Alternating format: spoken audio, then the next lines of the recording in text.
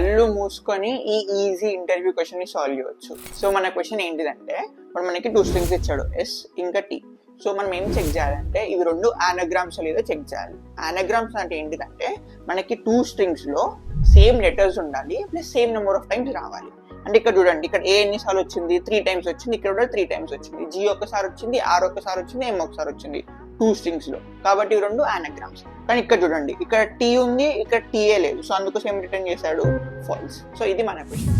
So question ఎలా solve చేస్తామంటే, so first of all నేను చెక్ చేస్తా 2 స్ట్రింగ్స్ ఈక్వల్ లెంత్ కాదా అని. ఒకవేళ డిఫరెంట్ లెంత్ అంటే ఆబ్వియస్లీ ఫాల్స్ రిటర్న్ చేసేస్తాను.